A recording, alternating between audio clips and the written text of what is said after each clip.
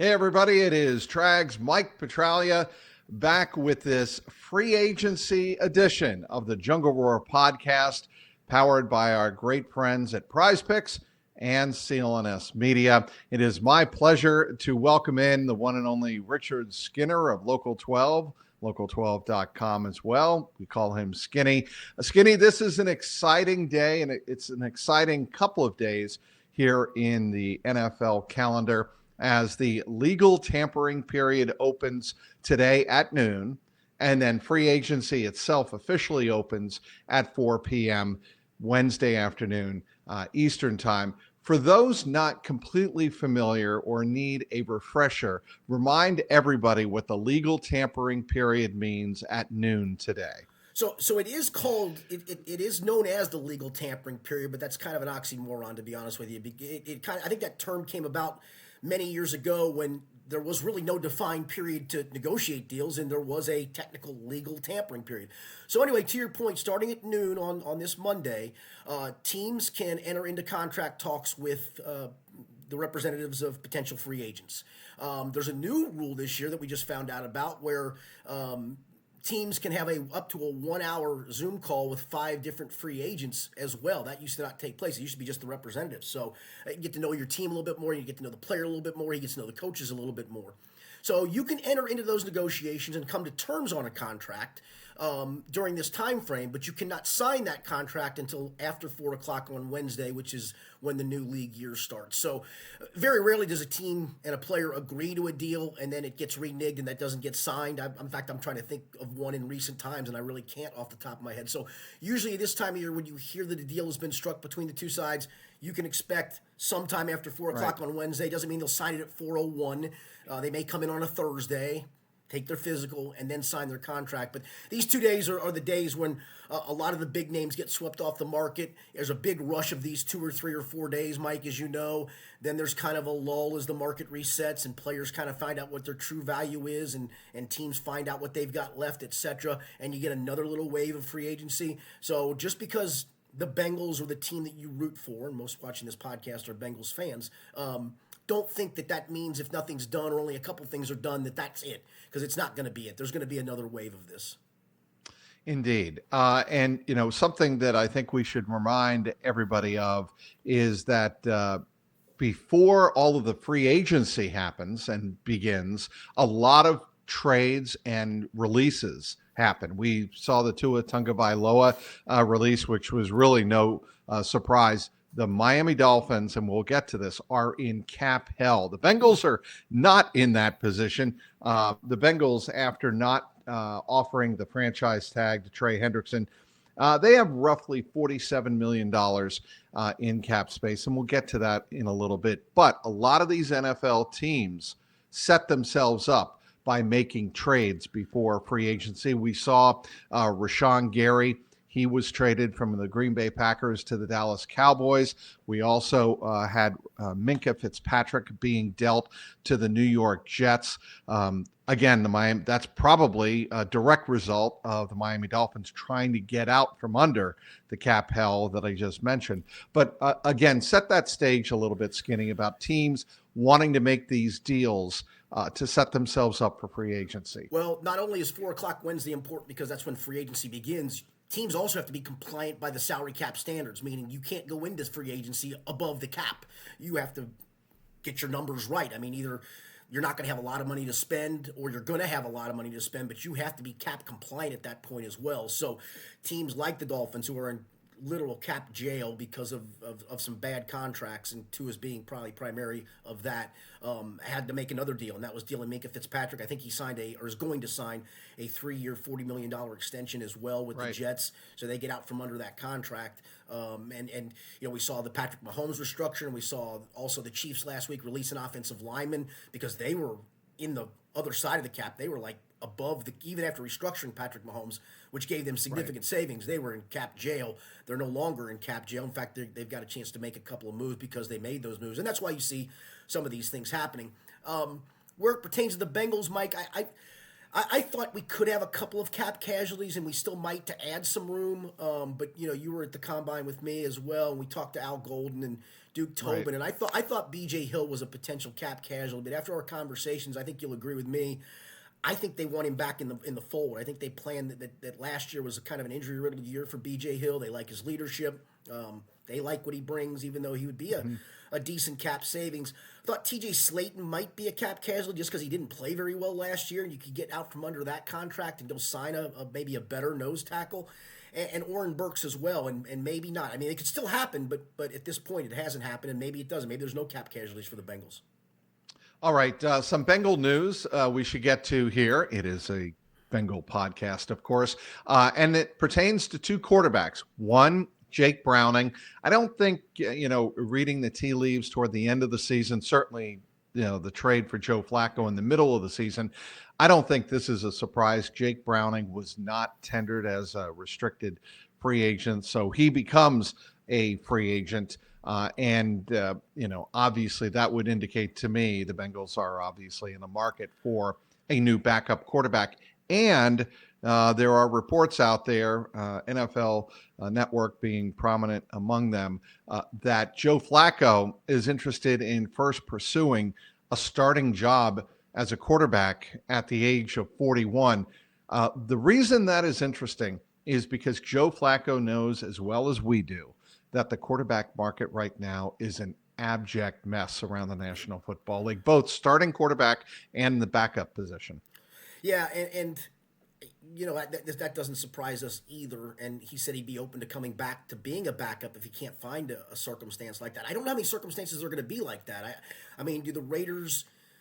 Do they say to Fernando Mendoza from day one, like the Bengals did with Joe Burrow, "You're our guy. We're throwing you in the deep end right away, and off we go"? Or do they say, "No, we're going to let you watch a veteran get things done like a Joe Flacco, and that gives Joe a chance to go there and start"? There's just not a lot of those. And to your point, it's still a potential. I don't think it's going to happen that the Bengals at some point in free agency re-sign Jake Browning to be the backup, because the market is just dreadful for backup quarterbacks. In a perfect world, it would be Flacco coming back as the backup. But again, you can understand. I mean, he wants to play. I mean, I think he relishes the opportunity to continue to play, and I can't begrudge him that, and don't blame him for doing that. I just don't know how many opportunities are going to be for that, because a lot of teams are either going to sign a Malik Willis, sign a Kyler Murray, make them the starter. I just don't know how many starting opportunities there are out there for a Joe Flacco, because as we know, this rookie quarterback class is not very good. Mendoza's probably the only plug-and-play guy, and who knows if the Raiders want to do that. They may just say, "No, you're our number one guy, but we're going to bring you along slowly," and Joe Flacco becomes your bridge quarterback potentially. Do you think the Bengals, and I think I asked you this a couple of weeks ago, do you think they draft a quarterback? Is that discussion being held? I don't. I just think there's so many needs on defense. You still need some offensive line depth that I think I don't, because that guy you draft would be your number 3 quarterback at best, because it's going to be a day 3 guy. I'm not drafting a day 3 quarterback. I'll go out in the market and get me a Sean Clifford again, for goodness sakes. So somebody like that. It's a good question. I think if it was a luxury year where you could do that maybe in an early round and it was a quarterback deep class, maybe you think about it. But this is just not this is a terrible quarterback class, to be quite frank. He is Richard Skinner, does a tremendous job covering the Cincinnati Bengals and all things National Football League for Local 12 and local12.com right here in Cincinnati. Shoot your shot on Prize Picks and get $50 instantly in lineups when you play your first $5. That's right. Prize Picks is now giving you $50 in lineups when you sign up and play your first $5. Prize Picks makes every dunk, every dime, that would be an assist, Skinny, I'm sure you're aware of that, every rebound, that much more exciting. So don't miss this chance to get started on America's #1 app for sports picks. Prize Picks is simple to play. Just pick more or less on 2 to 6 player stat projections. If you get your picks right, you could cash in. Pick from all of your favorite sports, anything from basketball, baseball, hockey, UFC, soccer, college basketball, even tennis, golf, esports, and much more. There is this new feature. Prize Picks now has early payouts. If your player gets off to a hot start, you now have the option to cash out those winnings before the game even concludes. With the new social feeds feature, you can also share prize picks with your friends and copy lineups from winners with a single click. Download the Prize Picks app today and use the code CLNS to get $50 in lineups after you play your first $5 lineup. That's code CLNS to get $50 in lineups after you play your first $5 lineup. Prize Picks, it's good to be right. All right, let's get to the heart of the matter this week, and that is free agency. We know that the Bengals have needs all over their defense. It will be interesting to me, Skinny, to see how they use free agency to address which needs. Are the Bengals possibly going to go after a guy like Brian Cook, a free agent from Kansas City, the safety from Kansas City, or even Kobe Bryant from the Super Bowl champion Seahawks? Or are they going to play the game of let's hope to get Caleb Downs and use free agency to address other areas, namely interior defensive line, and of course with Trey Hendrickson not returning and probably Joseph Asai not returning, go out and sign one or two edge rushers? Yeah, so my priorities would be the following, and it's a strange priority because it would flip-flop if you can't get your number one guy. It would be John Franklin Myers on the interior to add some pass rush juice. You just don't have that at the moment. B.J. Hill he's advanced age. It was a nice rotation with him and Larry Ogunjobi in 21. B.J.'s played too many snaps, and he's not a great pass rusher. So you need some juice there. It would flip-flop if you don't get him because then at the tackle position, in my opinion, from pass rushing standpoint, it takes a drop. Definitively, you have to get a veteran safety in this free agency cycle who is a starting caliber, has been there, done that guy. Even if you are lucky enough to land Caleb Downs. You know what's good? Depth is good. Playing three safeties in this league now has become in vogue too. Yes. So that gives you a chance to do that. Big nickel. Yeah, and let's face it, they didn't trust Tyson Anderson. They didn't trust P.J. Jules. They didn't trust any of the backups to play last year. Geno Stone's going to be gone in free agency. So you're down to Jordan Battle. You need to replenish that room. Bottom line, I mean, you need to get a free agent safety and a draft a safety. Even if it's not Caleb Downs, you need to draft one probably sometime on Friday in the second or third round that can add to the mix too. I asked Al Golden at the combine. You threw the two rookie linebackers in the deep end last year? Do you just kind of let them evolve, or do you say no? We need to find a veteran starter, and he said no. We need to find a veteran. He goes, we need more versatility at that position, so that's in play as well. That's four spots, Mike, that I think they have. And you mentioned edge.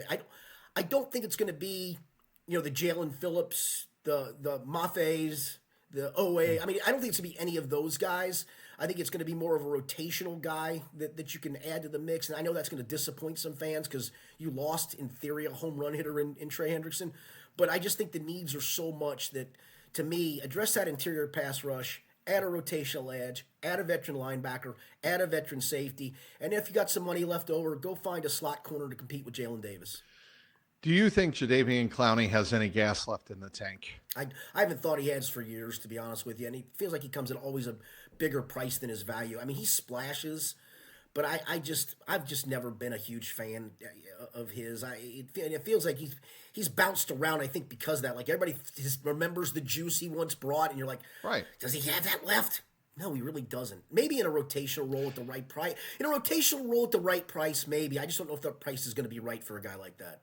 Here's the other point about Jadeveon Clowney. He is a terrific guy, like he was, I believe, in Baltimore, when he had so much around him where teams had to account for all of those other players. You put Jadeveon Clowney in a one-on-one matchup, maybe with a tackle, maybe he gets chipped to a tight end, he beats up that tight end and comes right through, or gets right up the middle, whatever. He can be a terrific piece. The Bengals, it's very important to make this point. Bengals are not in that position. They have, like you've said numerous times before, Skinny, they have so many holes to fill. They can't be taking luxury. They can't be making luxury signings. And to me, that's more of a gamble, a luxury signing. Cam Jordan, Preston Smith, what about those two veterans?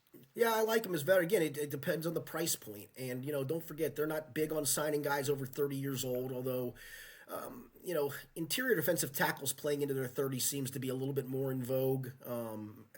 and that's a possibility. But yeah, I think when you start to talk about guys that are older, I'm looking for a young emerging guy that, you know, maybe his pressure rate is high and he didn't have a lot of sacks because he didn't play a lot of snaps, and that's a guy that you can pinpoint and go put him in the mix.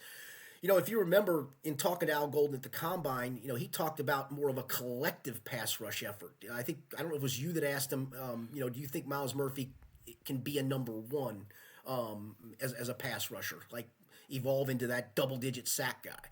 I don't know if he can, but Al's response was kind of you know, we kind of all wanted to feed off of each other, and I do think he wants to blitz more as well. That he, you know, he just didn't trust having two rookie linebackers in the middle of the field to blitz last year, and I think that's what he wants to do more of this year and create some pressures with some of that. So if that's your plan and you think you can do that as a collective, are you going to overspend for pass rush juice on the outside? I would do it on the inside, but I don't know if I'd do it on the outside. You figure that Jalen Phillips of the Dolphins would be just too much, Too high of a price point. I'll be honest. I think he gets more in the open market than Trey Hendrickson will. I could be wrong, but I do think he does. I think he gets more money on the open market than Trey does, just because Trey's coming off the surgery, and again, he's over 30 years old. Do you see a world where Trey Hendrickson doesn't get really an offer and comes back to the Bengals? I've thought of that. I just wonder what that world would look like. I don't think he's going to. I mean, I've seen a projection. I think the Athletic projected him to get 3 years, $99 million from some. I don't see that happening whatsoever. I mean, if a team does that, God love Trey, and God bless that team. That's a lot of money for a dude That coming seems off like of a surgery. lot of money for a That guy seems like a coming lot of off money. course surgery. I think Pro Football Focus has nailed his value on the marketplace. A 1 year prove it, $21 million deal with $17 million guaranteed. I don't think the Bengals are going to be able to pay that because of the other holes they have to fill. Right. 1 year at $15 million, maybe, but it would, I think, be in a different cycle of free agency, and I think would have to come with, okay, we've got this pot of money left, we might as well use it on something, and if he's out there, he's a something. Somebody's going to sign him for probably more than what I think his value is, which is that Pro Football Focus number, but I sure as heck don't think he's getting $33 million average value. I just can't fathom a world where somebody's going to pay that. And I know it's average. We always see that big number, right? And it never comes to fruition because there's a lot of that backloaded and base salary that teams get out from under at the end that they don't have to pay. But I just don't see a world where that happens. Calais Campbell, DJ Reader, thoughts? DJ Reader more than Calais Campbell, although gosh darn, Calais Campbell's found the fountain of youth, man. I mean, he's going to play till 40 he's 50. years I know. old. It's crazy, and he's still a pretty effective player. I'd like DJ Reader back. I wouldn't mind that, but I think it would come at the expense of saying cutting TJ Slayton. I don't know how I have those two, and listen, I don't know where McKinley Jackson stands for them. They keep talking highly of him like he's coming on, but he still hasn't shown enough for him to get quality snaps, right? So, I mean, how much do they believe in McKinley Jackson? I just don't imagine you keep two free agent priced nose tackles who are there for really one down and one down only on your roster. If they cut TJ Slayton, then absolutely I make a run to get DJ Reader back here. We didn't talk last week, Skinny. We gave you the week off, and Rocky Boyman filled in nicely in your shoes. The redhead. The redhead. The pride of Notre Dame. We didn't get to ask you about Dalton Reisner being re-signed. I thought that's quietly a really important move by the Bengals. 1 year. So again, it's kind of a prove it situation. Yep. $3.5 million in salary, could make up to $5 million in 2026. Your thoughts on Dalton Reisner and the Bengals securing their offensive line in front of Joe Burrow? So everybody considered this the layup of the offseason, right? Like, this is an easy move to make because it's going to be in a decent wheelhouse. I mean, I thought he'd make somewhere in the $4 million range. That's basically what he made. To your point, it's $1 million, of guaranteed money, 3.25 of salary, and a chance to make another 1.75 in incentives. Right. If he makes those incentives, my guess is it means he's going to play a lot of snaps and play well in those snaps. So I think it's a perfect signing for both. I think they both won in this deal. And you know what? Sometimes you need to do in basketball, Mike. You need to make a layup, and you know what they did? You do. They made their layup, and that's good for them. I think it is an important signing. It's a guy who he talked to us on that Monday after the season, right in the locker room cleanout day, and you could not only sense, but you could definitively tell how much he wanted to come back here. I mean, he literally said that, but he also talked about business is business. We'll see where the business side takes us. I thought at the Combine, Duke Tobin kind of hinted that they were close. I found out over that weekend that they were extremely close and that something was probably going to get done, and it did get done. And so, people can go, well, yeah, that was easy. Again, sometimes the easy things don't get done by this organization. They did the easy thing and the right thing, and good for them.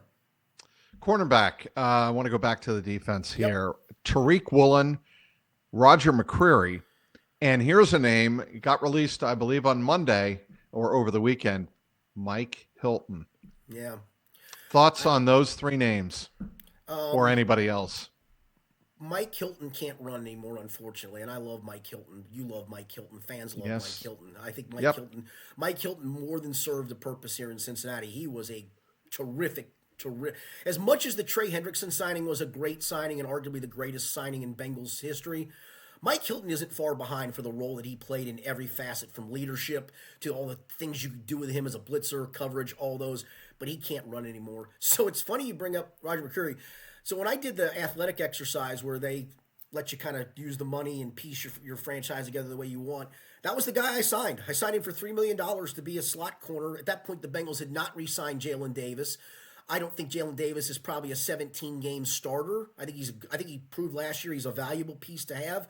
But, Roger McCreary would be the guy that can slide in there and probably start in the slot if you don't draft a slot on top of it. So I like him a lot. And you threw out one other name.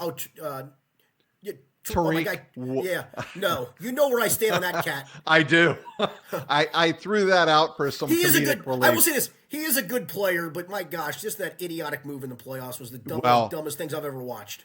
I want to read, and I've got to find it if I can find it quickly enough. The NFL.com ranking. Yeah, here it is. I'm sure he's ranked high. He's a good player. He's just a knuckle. I'm trying to find. I don't think maybe I don't. Oh, I do. I found it. Skinny. Took me long enough. Woolen had a wild time over the course of his rookie contract, going from Defensive Rookie of the Year candidate to being benched to playing the role of hero and GOAT in a 2-play sequence in the NFC Championship game. He is the cornerback volatility incarnate. Wow. That's actually a good summation, to be quite honest with you. Greg Rosenthal of NFL.com, by the way. That was well done. That is a very, very good summation. Yeah, I'm going to say thanks, but no thanks. The player, yes. The knuckleheadedness, no thank you. Unfortunately, like I said, I don't think Mike Hilton can run anymore. And Roger McCreary does. I mean, he does intrigue me. He didn't get a lot of run with the Rams when he got traded there, which is a little wild. But there's I think a lot still left in the tank. I think there's a potential, draft pick involved at that slot corner spot. There's a guy that's literally Mike Hilton-esque, D'Angelo Pons from Indiana, who slots somewhere, second roundish. He's a little bit bigger, but not by much. And he's fair. Mike Hilton. It's so funny, Mike. As you know, I'm not a very big guy, and I don't look very many NFL players eye to eye in a locker room setting. Mike Hilton felt like my guy. Like, you're me, dude. And that's what I always about. And I look at him and go, you're me, and yet you are like a 10-pound keg of dynamite the way you play. I mean, he was just fearless. And so is D'Angelo Pons, except D'Angelo Pons is younger and can run. And, it is just wild, the aging process in the NFL for some guys. Like, it just goes like that. And I think Mike had a great career. You talk about a guy that literally maximized everything he could out of a career. Mike Hilton was that guy. Speaking of age, there is a 25-year-old linebacker on the market, Leo Chenal. I like him. I do too. I think he would be a fascinating fit for the Bengals. He played for one of the best defensive coordinators in this generation, Steve Spagnuolo, with the Chiefs. Here's what Greg Rosenthal wrote about him. He is the rare player athletic enough to effectively spy Lamar Jackson, but can he handle more than 500 snaps in a season? I know, and before you continue there, Skinny, it was interesting to me that Al Golden in Indianapolis said they need a guy who can play both off the edge and on the ball. And I think he might be somebody that piques their interest a little bit. And to that last graph about, can he handle 500 snaps? I think you would bring a guy like that in here and not need him to play 500. You just need him in whatever specialty role you put him in to pair up with the other kids, and the rotation of the three of them somehow, some way is Al Golden's charge to make work. And so that seems Right. like almost the perfect kind of guy to bring in here. Like, okay, I can't play him, 95% of my team's snaps. Can I play him 60% and play Demetrius 70% and play Barrett 70%, and that adds up to 100% at each of the linebacker spot? It just, that feels so perfect if the price is right, and that's always the caveat: is the price right? We haven't talked really, except for offensive line and Dalton Reisner being re-signed by the Bengals. We haven't talked much about the offense. I guess backup quarterback we did, but when you take a look at some of the names offensively that might be available, is there anything or any position you could see the Bengals addressing in free agency? Swing tackle. I mean, Tackle. again, I think your resources have to be allocated on defense first. And I think the swing tackle would come in that next wave of free agency with what did we get? What do we have left over? What's the potential to get the swing tackle in the draft? Because where we land, maybe they have a guy rated around a spot in maybe a third roundish area. And you still have Cody Ford on the roster. I don't think that's a great option, to be honest with you. I think in a short-term circumstance it is. And Cody does provide depth at both, and they still need interior line depth too. I mean, you still have Matt Lee as a backup center. I don't know what the long-term prognosis for him is. Cordell Volson's probably gone. Lucas Patrick is on the marketplace. Do you re-sign him at a price? So you really don't have a lot of depth at the guard spot. You do have Jalen Rivers still for a depth piece. So, yeah, I think that backup swing tackle spot to me would be a big one. Orlando Brown Jr. and Amarius Mims last year, Mike, they each started. So I guess I didn't think of this until I looked it up and wrote something about needing a backup swing tackle. They both started all 17 games last year. I mean, they didn't the year before that, right? And that feels very Right. rare in the National Football League, that you get through a whole season unscathed at really any position, but especially at the tackle spots where your two starting tackles that were projected started every game. And so the law of averages would tell me that probably isn't going to happen in 2026. So I better have a ready-made plan to plug somebody in there. And I just don't know if Cody Ford is that answer. Jermaine Illuminor. He has always fascinated me as that kind of guy who you would sign maybe in the second round of free agency. He may not last that long. I don't think he does. I think that's the issue. But I'm with you on what you're saying. But I don't think he lasts in the second round. But if he does, absolutely. Rasheed Walker. Same situation. I mean, I think the guys we're thinking of aren't even guys that are at the top of the list. I think you're talking about, I don't want to call it bargain basement, but literally a second wave swing tackle that you feel is an upgrade over Cody Ford. Maybe they tried Jalen Rivers again out there during training camp. It didn't work last year, and that's why they kicked him inside to guard. But yeah, the offensive line depth, it's not awful, but it is in question. And again, you had a lot of guys who were durable last year. Now you had obviously Dylan Fairchild missed a couple of starts. Reisner got pulled for Rivers, then got plugged back in for Rivers. Ted Karras started every game. I mean, heaven forbid if he goes down. I mean, I don't think they even know what they have in Matt Lee, if they have anything at all in Matt Lee, for goodness sake. So, yeah, I think offensive line depth has to be addressed at some point, but I don't think it's at the top of the list priority-wise. I certainly don't think tight end is, but No. wide receiver is a sneaky position for the Bengals to get some depth in, just because of Andre Yosavash, who had, again, very, very solid, good, and sometimes great moments for the Bengals last year. But it's just so critical to keep the well full and the reserves full for Joe Burrow if something happens, God forbid, to Jamar, T, or both at the same time. Yeah, I don't even know what long-term prognosis Andre Yoshivash would be if either Jamar or T went down as a viable number two. He's a nice number three in the circumstances they put him in. I do think if Eric All comes back healthy, and he gave himself a thumbs up on Instagram the other day, like he's back and ready to go, I do think you'll see them lean way more into two tight end personnel again with Eric All and Gesicki on the field, because Eric All is a 3-down guy. So in theory, you'd go, okay, you don't need a dynamic number three, and you don't. But to your point, I do think you need depth, because Charlie Jones has proven nary a thing to this point. No. I mean, probably your better wide receiver option, just as a pure receiver, is Kendrick Pryor at the moment, and that's not exactly great. No, and I'll give you three names: Keenan Allen, Marquise Brown, Tyquan Thornton. They all have some level of playing baggage, and I just don't know. Like Keenan Allen's age, Tyquan Thornton's just never gotten over the hump. But do I think that at the right price, a Tyquan Thornton's a better option than Charlie Jones? I sure as heck do. So, yeah, I think it comes in whatever that later round of free agency is. Because you're not going to address that position high in the draft. Hell, you may not even address it at all in the draft, for goodness sake. So it's got to be either on your existing roster or somebody you feel like you can go get. There always just seems to be a plethora of those wide receiver fours on the marketplace. So I do think you can sit and wait and go, okay, let's add depth with this guy who has, he's maybe doesn't run the way he used to run, but he's been there, done that, and if we have to have him play meaningful snaps, we can get by with it, because I just don't know if Andre's that guy if something happens to one of the big two. I do think the good part is, this isn't the Bengals of the early Jamar Chase, T. Higgins, and when Tyler Boyd was kind of in his prime group. I think they're going to lean more into the two tight end stuff. I really believe that. Back to defense as we wrap up here with Richard Skinner of Local 12 and Local12.com. Alontae Taylor as a corner or K'Lavon Chaisson as an edge. I like Chaisson a lot. I do too. He was a massive part of Mike Vrabel's defense last year.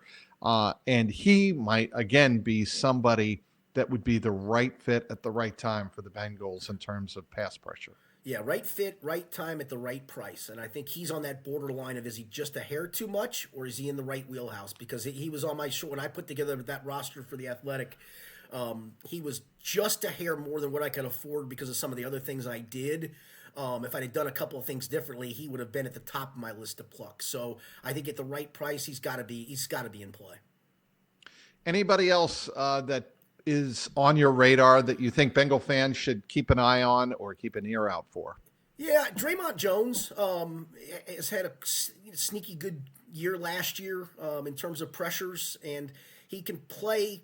I don't think you'd want him as a 3 technique, but he can play there. He also can play on the edge. It also leaves me, again, super fascinated with what they do with Shamar Stewart on pass downs. Do they decide if they sign a Chase? Let's go to the place they sign a Chase on, or at least a capable edge rusher that's been there, done that. And you put together then a package of Miles on one outside, whoever this guy is, and then Shamar Stewart is the 3 technique, and pick your poison for where the other defensive tackle is on pass rush downs, then maybe you really have a nice pass rush group. And let's not forget, this is a pretty good class in terms of defensive linemen from a rookie standpoint, to where I don't think you need them to be plug and play, 100% snap guys, but can that be the rotational piece you're looking for? So I'm super interested to see where the resources get allocated, because they do have a lot of holes to fill. I think the draft can provide some of the fixes, but I think you need to go into the draft where you're almost drafting for, I don't want to call it luxury, but depth and competition pieces. I don't want to be going into the draft going, well, hell, we didn't get a safety. We sure as hell, Caleb Downs didn't fall to us. Who boy, we better find one in the second round. They cannot be in that position. Agreed. I fully agree with you. And there's enough. And Mike, I think you agree. There's enough safeties on the marketplace. I think at whatever price point you think that you fit them, that you're going to get one, and get one probably sooner rather. It wouldn't shock me if safety's the first guy they sign. I think the last time that the Bengals made a massive signing on the first day of free agency, the one I remember is Orlando Brown Jr. Yeah. I mean, because the Bengals have waited the last couple of years and kind of, they haven't waited into the second wave. I'm not saying that, but it takes them maybe a day or 2 or 3 to really sign an impact free agent, a veteran free agent. I don't think that's going to be the case this time.